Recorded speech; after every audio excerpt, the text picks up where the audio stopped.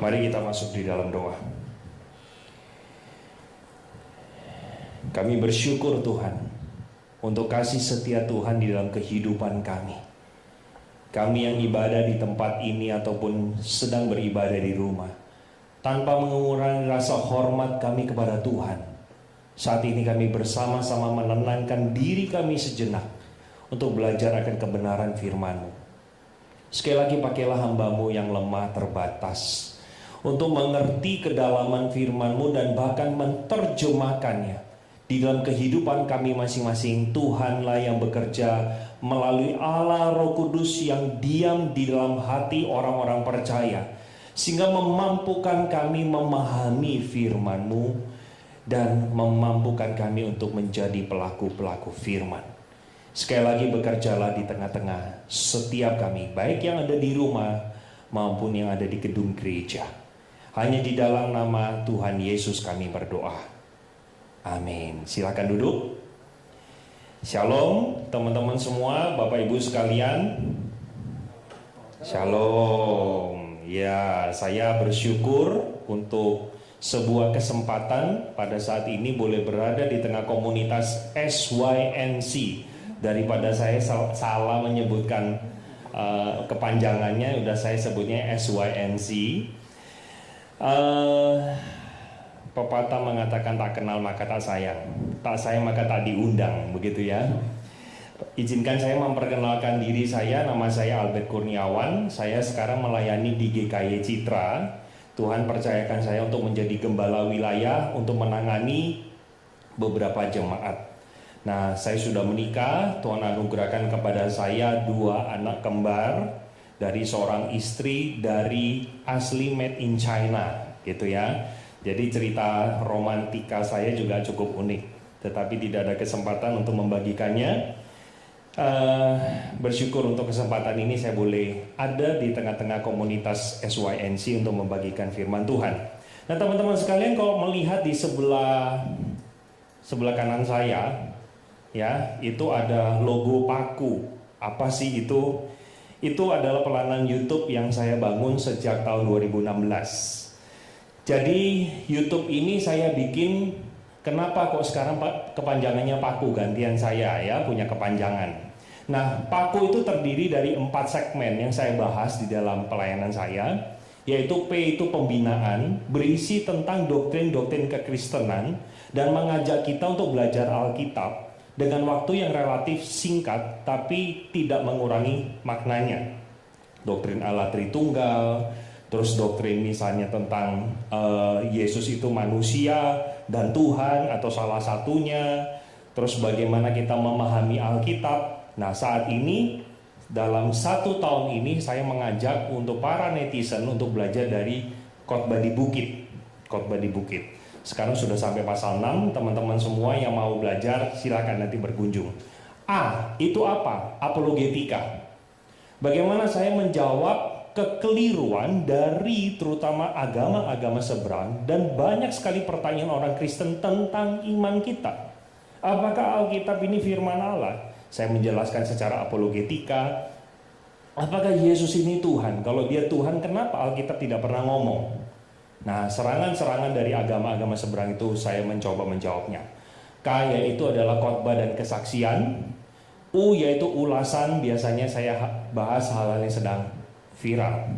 Cuma belakangan ini segmen U saya tidak bahas. Saya lebih fokuskan kepada P yaitu pembinaan. Jadi teman-teman nanti seusai ibadah silakan subscribe ya, karena subscribe itu gratis dan jangan lupa aktifkan tombol loncengnya. Ya, itu kalau YouTuber paling ahli kalau ngomong gitu ya. Oke, kita akan sama-sama belajar tentang satu tema yang diberikan kepada saya, yaitu church edification. Apa sih maksudnya itu? Bagaimana gereja mendidik atau tujuan adanya gereja itu untuk apa?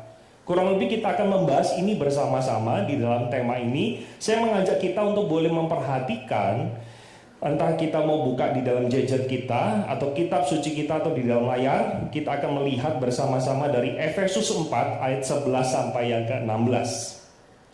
Dan ialah yang memberikan baik rasul-rasul maupun nabi-nabi baik pemberita-pemberita Injil maupun gembala-gembala dan pengajar-pengajar, untuk memperlengkapi orang-orang kudus bagi pekerjaan pelayanan, bagi pembangunan tubuh Kristus, sampai kita semua telah mencapai kesatuan iman, pengetahuan yang benar tentang Yesus, atau disebut sebagai anak Allah, kedewasaan penuh dan tingkat pertumbuhan yang sesuai dengan kepenuhan Kristus. Sehingga kita bukan lagi anak-anak yang diombang-ambingkan oleh rupa-rupa angin pengajaran, oleh permainan palsu manusia dalam kelicikan mereka yang menyesatkan.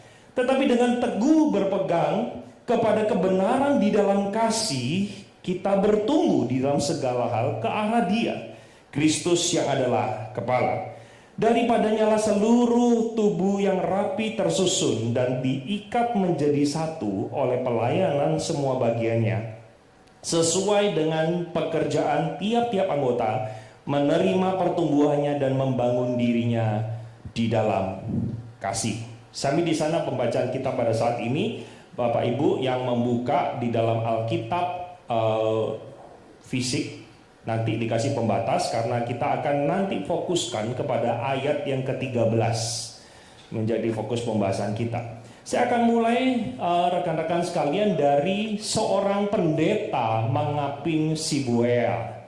Siapakah dia? Sebenarnya kisah ini terjadi kurang lebih 22 tahun silam, yaitu tepatnya di Bandung tahun 99. Jadi 22 tahun yang lalu. Nah, dia ini mengeluarkan satu buku yang berjudul Kiamat Dunia Akan Segera Terjadi.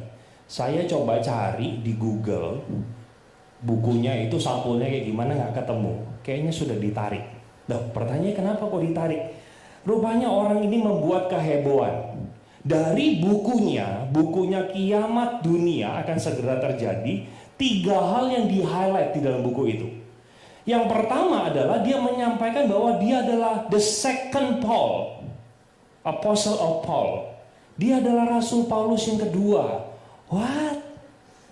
Luar biasa ya? Luar biasa. Katanya lewat mimpi dia dapat. Yang kedua, dia mendapatkan wahyu baru dari Roh Kudus, dan dia memprediksi bahwa kiamat terjadi tanggal 10 bulan November tahun 2003. Berarti kalau 10 November terjadinya ya kurang lebih 11 hari dari sekarang. Ya, benar nggak? Kalau itu 2021, tapi dia ngomong 2003. Jadi prediksinya meleset. Jadi teman-teman sekalian, orang yang seperti ini bukan gak ada pengikut loh. Pengikutnya puluhan bahkan ratusan orang ada di Bandung untuk sama-sama di tanggal 10 November mereka tunggu di sebuah pondok menanti kedatangan Tuhan. Ternyata bukan didatangi Tuhan, didatangi polisi. Ditangkap sudah. Dan dia juga memberikan satu penekanan di dalam bukunya, di akhir zaman kelompok Sibuea akan diangkat oleh Tuhan antara pukul 9 sampai 15. Kenapa harus jam 9? Lalu dia memberikan penafsiran, mungkin Roh Kudus kerjanya kayak PNS. Masa kayak begitu sih? Serendah itukah Roh Kudus kita? Dan dikatakan bahwa setelah pengangkatan itu sang antikristus akan menguasai dunia 11 Mei tahun 2007. Jadi orang ini, pendeta ini ngawur teman-teman. Terakhir akhirnya dia mengklaim bahwa bukunya di atas otoritas Alkitab. Yang paling membingungkan, kok ada saja orang Kristen yang nyemplung. Saya kasih tanda petik orang Kristen. Sementara Yesus berulang kali mengatakan di dalam Injilnya bagian terakhir akan ada nabi-nabi palsu yang menyesatkan engkau. Bagaimana mungkin orang-orang itu bisa masuk ke dalam jebakan Batman-nya si buaya? Apakah orang-orang yang menjadi pengikutnya tidak melek mata? Nah, saya ingin mengatakan bahwa itulah bahayanya ketika gereja atau pemimpinnya salah kasih makan. Sehingga jemaat yang ada di dalamnya mendapatkan racun dan hidup dalam kesesatan. Teman-teman sekalian, ternyata pengajaran-pengajaran yang keliru ini bukan hanya terjadi oleh pendeta Mangapin Sibuaya. Teman-teman tentu tahu bukan? Ada salah satu akun di Instagram dengan 2 kata, bla bla bla palsu. Sangat banyak mengungkap konten-konten gereja, pemimpin-pemimpin rohani yang memberitakan firman yang bukan dimaksudkan oleh sang penulis Alkitab. Oh, kalau engkau ikut Yesus, engkau pasti akan kaya. Kita diciptakan sebagai kepala, bukan ekor. Kalau sebagai anak Tuhan, kau adalah anak raja, harusnya kita itu meminta apapun Tuhan akan kabulkan. Wow, banyak sekali doktrin-doktrin pengajaran-pengajaran yang begitu ngawur yang disampaikan, dan jemaatnya mengatakan haleluya, amin.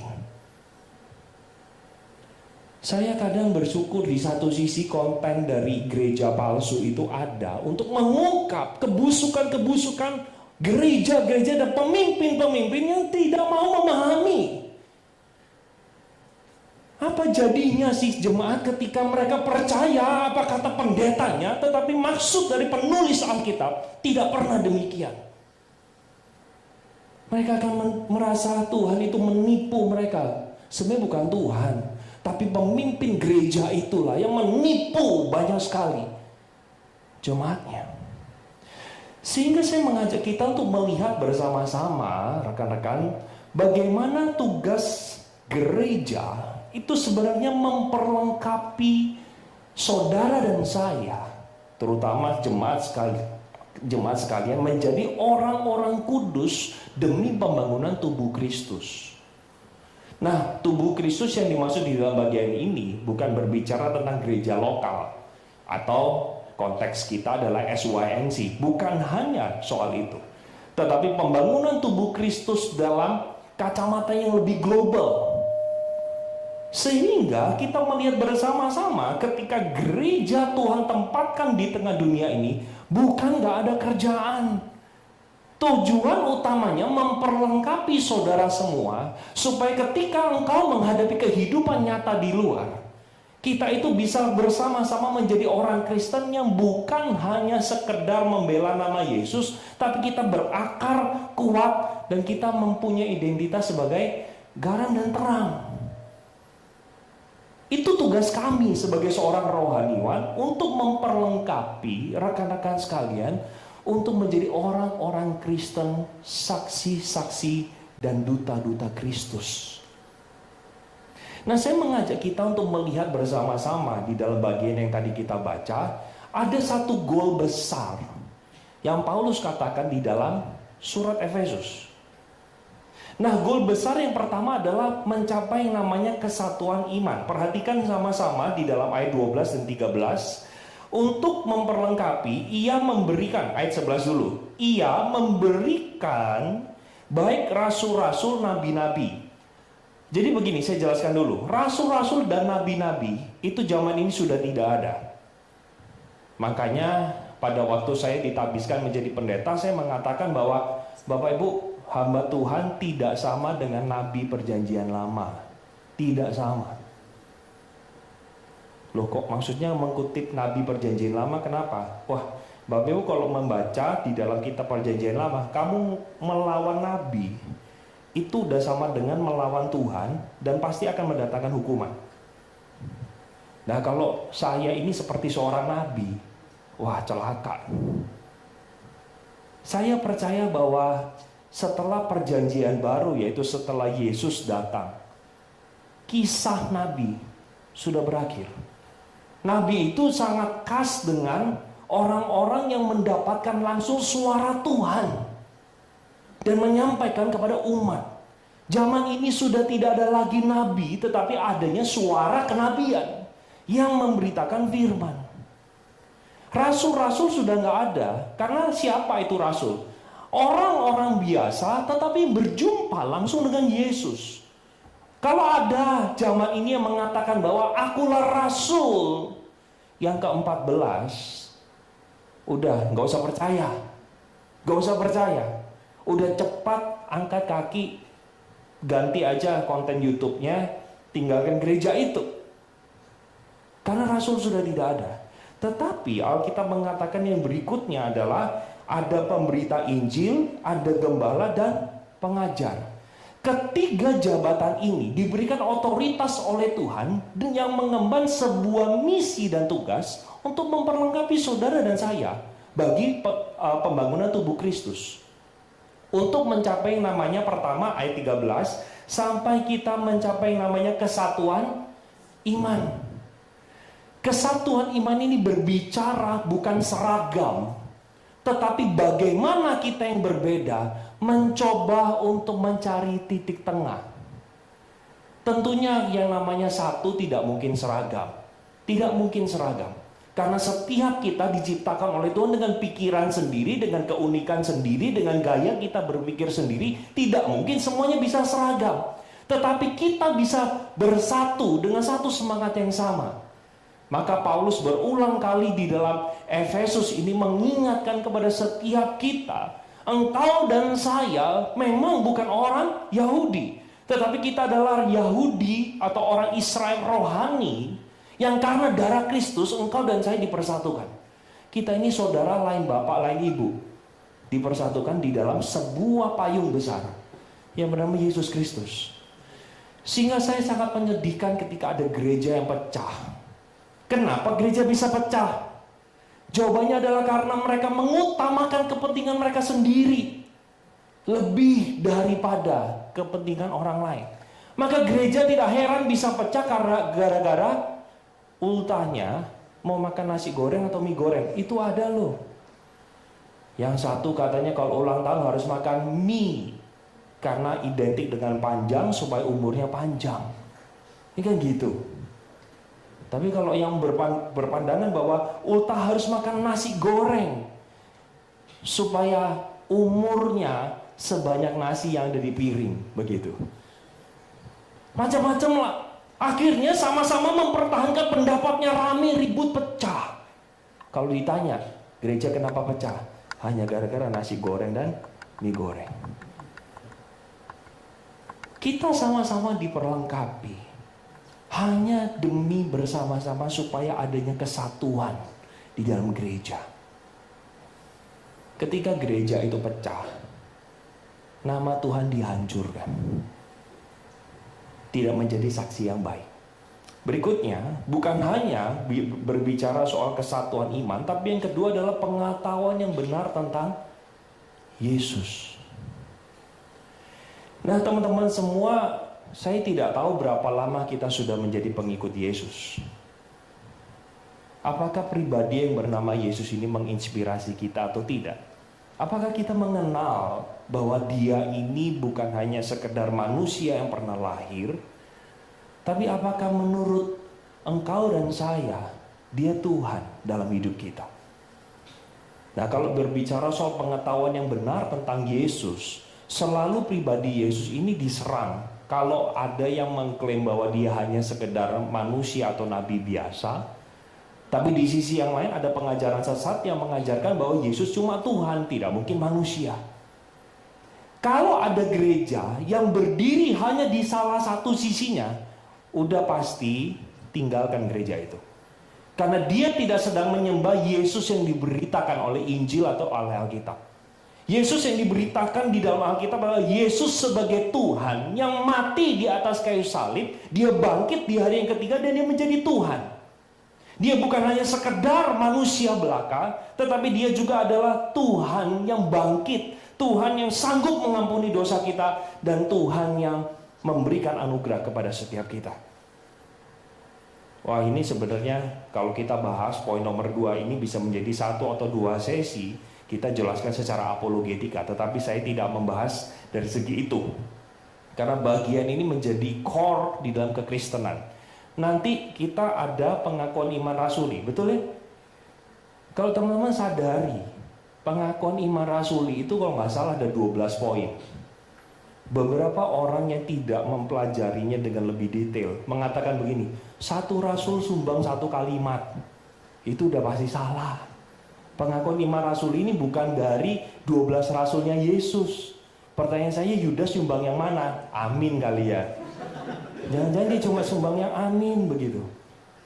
Nah teman-teman, kalau memperhatikan di dalam pengakuan iman rasuli, maka backbone atau isi dagingnya itu terutama kepada Yesus. Bagian yang paling banyak porsinya kepada Yesus. Sehingga Yesus ini adalah iman yang sentral kita ke sana. Iman kekristenan ini unik, Bapak Ibu. Kenapa? Karena kita melandaskan segalanya kepada Yesus. Kita berdoa dalam nama Tuhan Yesus. Pada waktu kita memuji Yesus. Lambang salib berbicara Yesus yang mati. Kalau Yesus ini berhasil dibuktikan dia hanya sekedar manusia biasa, runtuhlah iman engkau dan saya. Itu sebabnya 1 Korintus 15, Paulus mengatakan ayat 17, kalau Kristus tidak pernah dibangkitkan, engkau dan saya hidup sia-sia. Hidupnya sia-sia. Maka teman-teman, poin nomor 2, ini menjadi sesuatu yang Paulus sengaja bahas. Untuk memperlengkapi saudara sebagai orang-orang kudus, kita harus tahu punya pengertian yang benar tentang who is Jesus. Yang ketiga, bukan hanya sekedar kesatuan iman dan memenuhi kognitif, tetapi kita juga dipanggil bagaimana dewasa dan serupa dengan Kristus. Saya suka tuh tadi di awal ibadah ditampilin moto daripada atau visi daripada SYNC ya. Bagaimana Christ likeness itu menjadi fokus. Teman-teman, banyak dari kita itu salah persepsi. Wah, enak ya ikut Yesus bisa masuk surga. Tapi problemnya, engkau dan saya hari ini bukan di surga, masih ada di dunia. Karena tujuan Kristus menyelamatkan kita bukan hanya supaya punya sebuah relasi yang kekal, tetapi engkau dan saya yang masih hidup dalam daging ini terus struggling melawan dosa. Teman-teman nanti kalau baca setelah ayat 16, Paulus bahas tentang apa itu manusia baru. Kamu dulu itu manusia lama itu ditawan pikiran kamu. Kamu dibutakan oleh keinginan dunia. Hari ini ketika Kristus bekerja di dalam dirimu, engkau dibentuk untuk menjadi manusia baru. Jadi engkau dan saya setelah ditebus oleh Kristus bukan menjadi orang Kristen yang bisa berbuat dosa seenaknya. Tidak.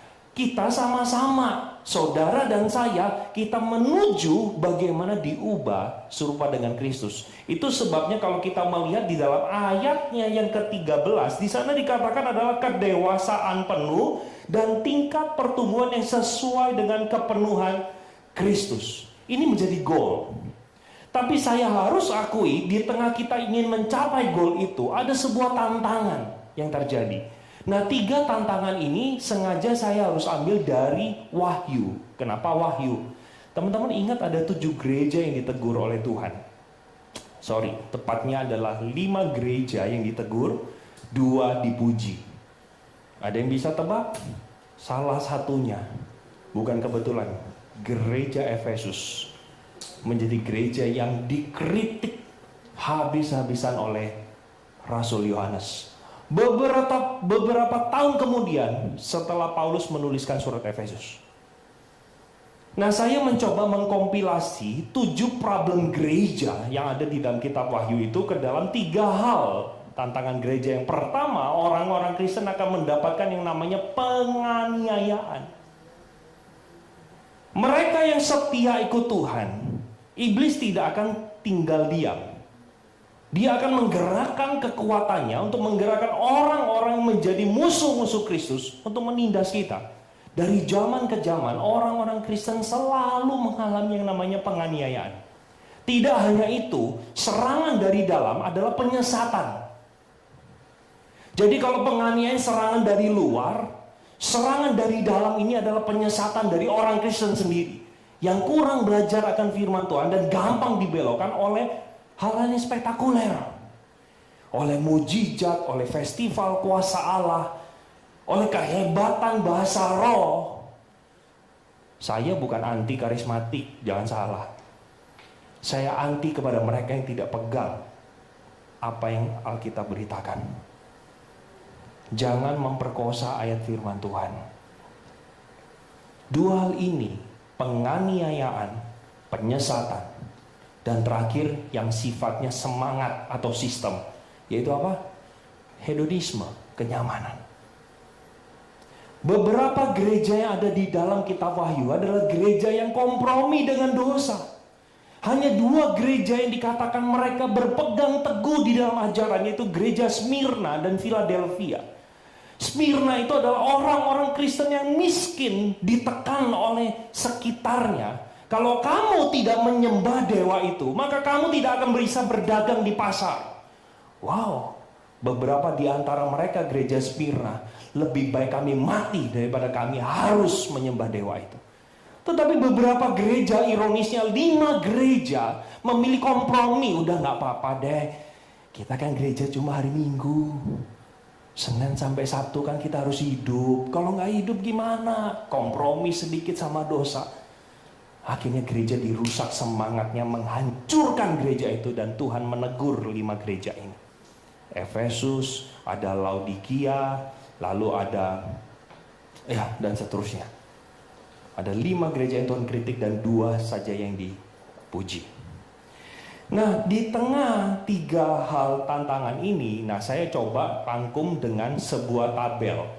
Bagaimana seorang pemberita Injil, gembala, dan pengajar mempunyai satu tujuan atau goal, yaitu punya kesatuan iman, pengetahuan tentang Yesus, dan dewasa serupa dengan Kristus. Seharusnya semua pembahasan firman Tuhan mengacu kepada 3 ini. Mengacu kepada 3 ini. Dan kalau dijabarin nanti bisa banyak. Bagaimana kita berbicara soal bagaimana menggunakan uang, itu kan berbicara nomor 3. Bagaimana kita memperlakukan sesama, bicara nomor 3. Bicara tentang misalnya doktrin Roh Kudus, itu bicara nomor 2. Karena salah satu pribadi dari Allah Tritunggal adalah Yesus, Roh Kudus, dan juga Bapa, dan seterusnya. Nah, di tengah hal yang sedang terjadi ini, kita harus menjawab atau mengatasi tantangan dari gereja, di mana 3 tantangan gereja ini di baliknya ada kuasa si jahat yang take control, move people untuk memberikan 3 hal ini. Nah, saya mengajak untuk jangan lupa di dalam kita mencapai goal ini, saya sengaja taruh sebagai basicnya itu adalah kasih kepada Tuhan. Kenapa saya sebutkan itu? Saya harus pada waktu mempersiapkan bagian ini, pikiran saya langsung dituntun Tuhan untuk mengingat Wahyu pasal 2. Ini bagaimana Tuhan menegur gereja Efesus. Kita perhatikan sama-sama ya. Di sana dikatakan oleh Tuhan Yesus kepada rasulnya Yohanes, dikatakan, aku tahu pekerjaanmu, aku tahu jerih payahmu, aku tahu ketekunanmu, aku tahu bahwa engkau tidak sabar terhadap orang-orang jahat, dan engkau mencoba mereka yang menyebut dirinya rasul, tapi sebenarnya tidak demikian. Kalau kita lihat ya nomor 2 sama nomor 3, kayak ciri khas GKY loh. Benar gak sih? Pelayanan dari A sampai Z ada semua. Mau nyanyi ada, usher. Ini sekarang udah, kalau karena online begini ya sudah ada kameramen. Tadi saya lihat skripnya itu ada yang bagian lampu. Jerih payah. Teman-teman di gereja saya, GKI Citra, itu dari Senin sampai Minggu gereja tak pernah tutup. Ini sebelum pandemik ya, ngomong sebelum pandemik. Senin ada paduan suara, Selasa paduan suara, Rabu kebaktian doa, Kamis paduan suara, ada komisi Kaleb, Jumat paduan suara, Sabtu ada komisi pemuda, Minggu ibadah. Akhirnya kita itu berjerih lelah demi kegiatan, bukan pribadi itu. Terus yang berikutnya, coba perhatikan. Aku tahu bahwa engkau tidak sabar terhadap orang-orang jahat. Nah, zaman itu, rekan-rekan, orang-orang Kristen itu ditekan sama mereka penyembah dewa Artemis. Mereka ditekan. Mereka yang datang ke gereja dibully. Wah, minggu ke gereja, cupu, culun gitu. Kita dong, pesta pora, ada seks bebas, ikut kita. Kalau kamu ikut kita, engkau bisa berbisnis dengan baik, bisa perluas jaringan, koneksimu, supaya bisnismu makin berkembang. Oh, mereka katakan enggak, kami mau setia ke gereja. Bagus ya. Dan dikatakan kualitas yang berikutnya adalah mereka mencobai siapa yang ada di sini yang menyebut dirinya rasul. Waduh, kalau khotbah di tengah jemaat Efesus, mata mereka lebih tajam dari orang Farisi kali. Nah, coba tanya sama Ko Johan. Saya ingat sekali teman-teman. Kalau tiba waktunya waktu di STT, itu suruh khotbah. Beilah. Tahu bukan khotbah di depan para pendeta, dosen-dosen yang bukan gak tahu Alkitab. Mereka tahu dan mereka bisa kritik lebih tajam. Itu. Jemaat Efesus matanya itu tajam banget. Dia bisa lihat, wah ini rasul palsu. Turun, ganti. Ini baru rasul yang benar. Kita kalau lihat ya, ini jemaat luar biasa loh. Pelayanan rajin, ditekan dari luar, dianiaya, mereka tetap mau ke gereja. Dia tidak meremehkan pengajaran. Tapi Tuhan katakan lewat Rasul Yohanes. Di ayat 4, namun demikian aku mencelah engkau karena engkau telah meninggalkan kasihmu yang semula. Seolah-olah jemaat ini dibubung tinggi diangkat, habis itu dibanting. Seperti telur yang pecah. Engkau sudah lakukan itu semua, engkau sabar terhadap orang jahat, engkau rela menderita, engkau melayani, engkau menguji orang yang menyebut diri rasul, tetapi kasihmu kepadaku sudah tidak ada. Bagian ini mengingatkan engkau dan saya, kita bisa cinta pelayanan tanpa cinta yang empunya pelayanan. Kita bisa menjadi pemimpin pujian, kita bisa menjadi seorang asyir, kita bisa menjadi seorang multimedia, pemain musik. Kita bisa lakukan itu semua tanpa hati yang mengasihi Tuhan. Kita hidup bagi aktivitas. Dan itulah kejatuhan yang dialami oleh gereja Efesus. Yang mengingatkan kepada engkau dan saya, terutama juga saya sebagai seorang rohaniwan, bahwa relasi dengan Tuhan itu menjadi kunci dalam keselamatan kita. Sedikit saya intermezzo sedikit. Teman-teman, saya sangat sedih melihat orang-orang Kristen itu yang ayo percaya Yesus bisa masuk surga. Salah nggak? Nggak salah sih. Tetapi kalau hanya penjelasan seperti itu, menurut saya jumping conclusion. Mereka tidak tahu esensi percaya Yesus itu apa sih. Teman-teman, esensi percaya Yesus adalah engkau berelasi dengan Dia. Masih ingat nggak gambar kalau kita cari di internet, kita di kubu sini, Allah di kubu sini, kita dipisahkan oleh namanya dosa, betul? Bagaimana ini manusia berdosa dengan Allah bisa bertemu? Tengahnya salib. Salib itulah yang mempertemukan kita manusia berdosa yang tidak layak untuk berjumpa dengan Allah yang suci. Itulah yang Tuhan inginkan terjadi kepada kita. Dan Tuhan mau relasi itu tidak sifatnya sementara, tapi kekal. Celaka bukan orang Kristen yang mengaku saya adalah orang Kristen, tetapi kesehariannya tidak pernah menjalin relasi dengan Tuhan. Orang-orang yang menjadi pelayan-pelayan Tuhan, pengkhotbah-pengkhotbah, mereka menyampaikan firman Tuhan tetapi tidak pernah punya relasi dengan Tuhan dan menggumulkan apa yang Tuhan mau dalam hidup saya. Ironis bukan? Yesus mati supaya mempertemukan relasi yang rusak itu. Tapi kita pilih abai. Kita lebih fokus kepada apa yang saya mau. Sehingga di dalam penutup khotbah saya membagi aplikasinya menjadi dua. Yang pertama, secara khusus untuk saya sebagai seorang pengajar, sebagai seorang rohaniwan, maka kita dipanggil untuk mari belajar sama-sama. Melihat segala sesuatu dari kacamata Alkitab. Saya percaya firman Tuhan ini atau Alkitab yang dimiliki adalah buku panduan kita untuk membimbing hidup kita segala aspek. Saya kasih tantangan kepada semua anak-anak muda di tempat saya. Coba sebutkan aspek apapun dalam hidupmu yang Alkitab nggak jawab. Semua Alkitab jawab, baik itu secara eksplisit dan secara implisit. Maka kita sebagai seorang rohaniwan belajar untuk melihat segala sesuatu dari kacamata Alkitab.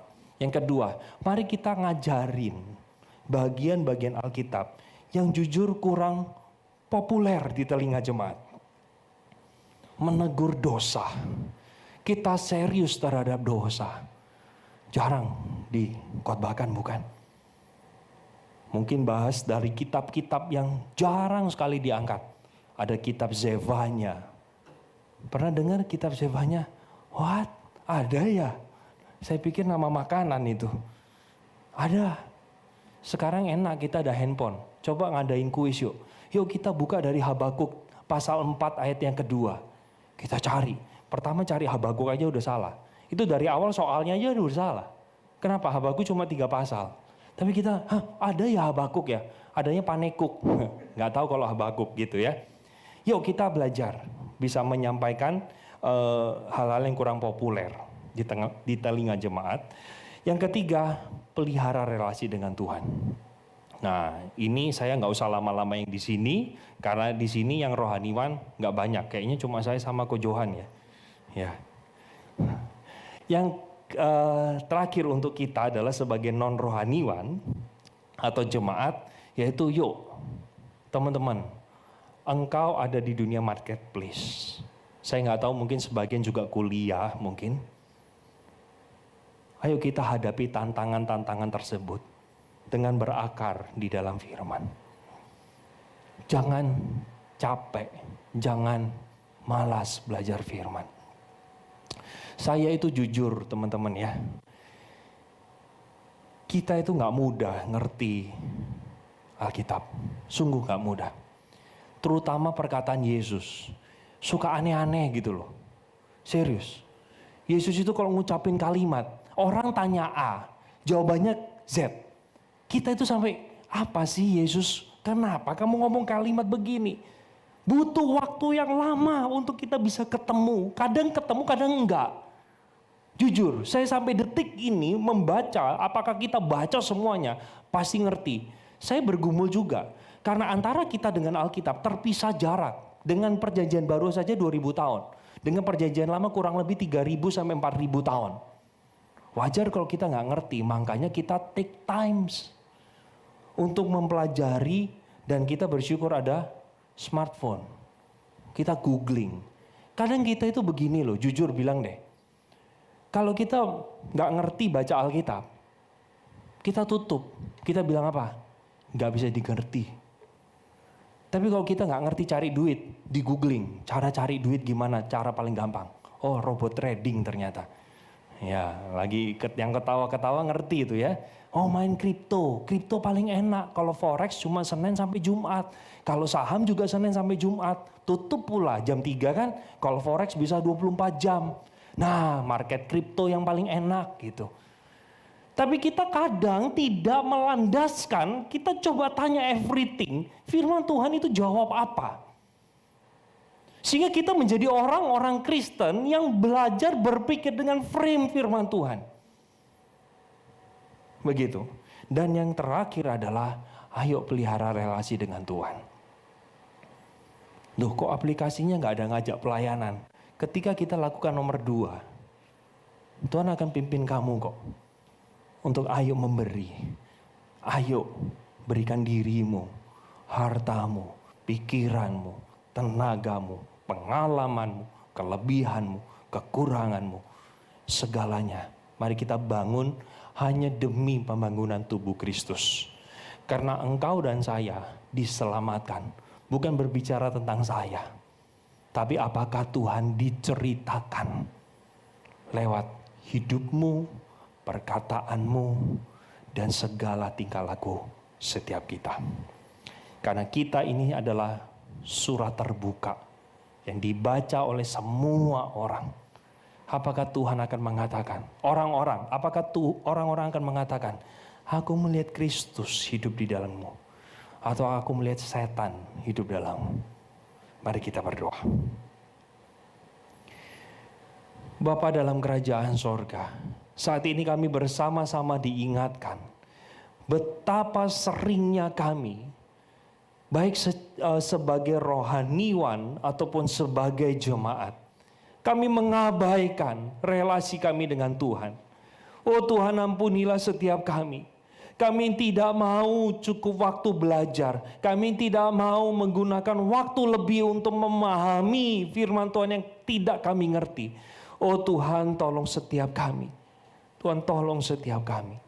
Ajar kami untuk sungguh-sungguh menjadikan Yesus bukan hanya juru selamat, tetapi Tuhan atas kehidupan kami. Dan ajar kami Tuhan untuk mau belajar firman. Baik kami rohaniwan atau jemaat boleh dibimbing, dituntun untuk memahami keindahan dan kedalaman firman-Mu. Terima kasih Tuhan, Hamba-Mu sudah berhenti berbicara. Roh Kudus yang terus bekerja di dalam hati pikiran kami untuk menjadi alarm, menjadi penghibur, penolong, dan juga menguatkan setiap kami. Hanya di dalam nama Tuhan Yesus kami berdoa. Amin.